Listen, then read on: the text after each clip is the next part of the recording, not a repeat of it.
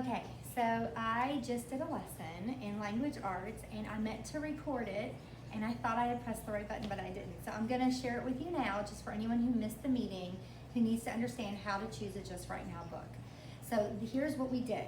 So as a class, we went over the 3 steps to choosing a book that's just right for you now. Because we know that as we grow as a reader, the books that are just right for us today are going to be different than what's just right for us tomorrow. Just like the books you were reading last school year might be too easy for you this school year, because we're always going to be growing as a reader. So when you're choosing a book, it's really important that you take your time and that you're very thoughtful about the book that you choose. So that way you can have a Just Right Now book that's actually going to help you grow as a reader, okay? So the first step is to preview the book. Now there are lots of ways to do this. In our class, one of our classmates said that reading the back cover was a good strategy, and of course there's always that little blurb on the back, and that is very helpful. You can also flip through the book, look at the amount of text that's on each page, or look to see if there's pictures, like maybe those are things that you look for in a book. When I'm looking at a book, if the words are too big and there's too few words on a page, that tells me that that book might be a little too easy for me. If there's a lot of words on a page and they're really super tiny, it might mean that it's a book that I'm gonna have to work really hard in order to read it and understand it. So I kind of think about those things as I'm flipping through a book, and that's probably what you're gonna wanna do as well. So you're gonna do those 2 things. You can also think about the author of the book and the genre. Maybe you're gonna choose a book that's by an author that you love, or maybe it's a genre that you really like to read. So, so think about that as well when you're choosing a book. You can also look at the cover and the spine and the title of the book. So all those things, you wanna really take your time and be thoughtful about choosing your book. So that's the first step, okay? The second step is to open the book to any page and read it. Now, I have a couple of tips here for that, okay? I don't recommend starting at the very first page of the book.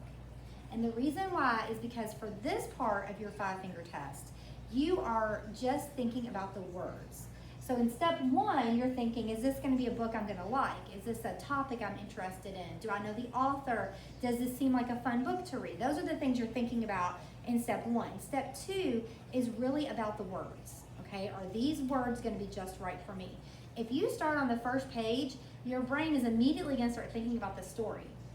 And there's nothing wrong with that, but when you're doing a test, you're really just testing the book out to think about the words only. So it's helpful just to go to like the middle of the book, or even if it's a digital book, just to flip through the screen a little bit so you can find like a few pages in.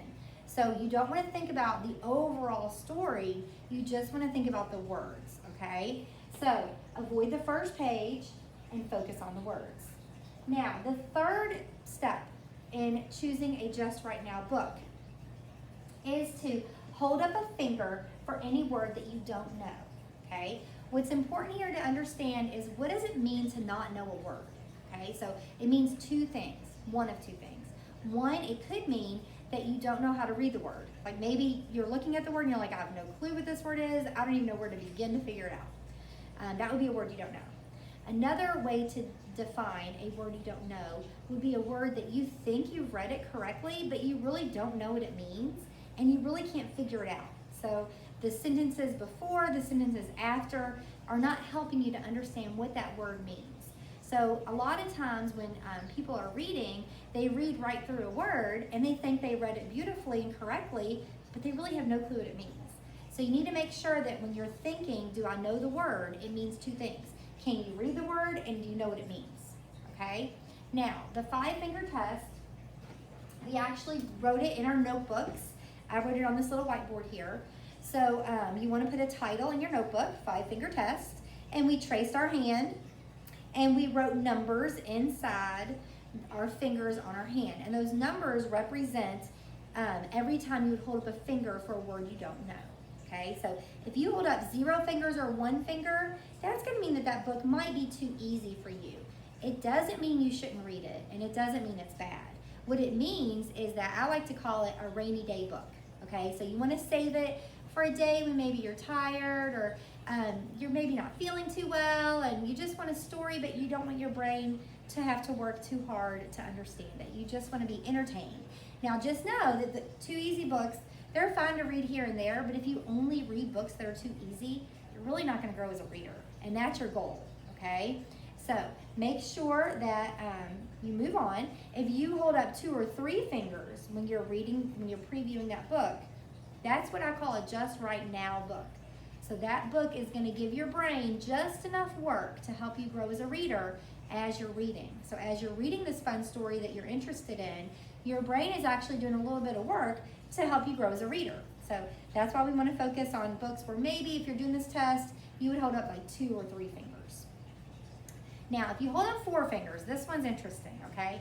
A lot of times people think 4 and 5 means it's too challenging. I call that not yet. But I will say this, I've worked with kids long enough and I know that a lot of times they're really interested in the book. Like someone recommended it to them, they are really interested in the story. Maybe there's a movie coming out about the book and they really, really want to read it. So if you hold up 4 fingers, just know that that book is going to be a little bit extra brain work for you, okay? And there's nothing wrong with that, but you have to make that commitment. So I always call, if you hold up 4 fingers, I say that's maybe. You just have to think about your motivation and your energy level towards reading that book, okay? So if you think you can handle it, that is up to you. Now, if you hold up 5 fingers, I mean, really imagine, if you have to stop and struggle with 5 words on every page that you're reading in a book, I mean, that is just not going to be fun. So we want you to enjoy reading. So if you're holding up 5 fingers, you might want to put that book aside and come back to it later, because you will grow. If you follow this strategy and you read every single day, like you should for 15 to 20 minutes every day, you will grow as a reader. So a book that's challenging today will not be challenging forever, okay? So if you missed our meeting for language arts, this is what we talked about.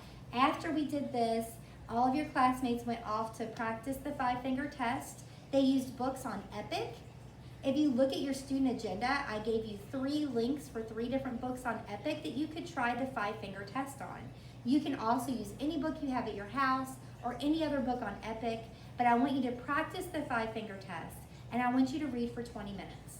And that was the rest of your reading class today, okay? So I will see you next time. Thank you.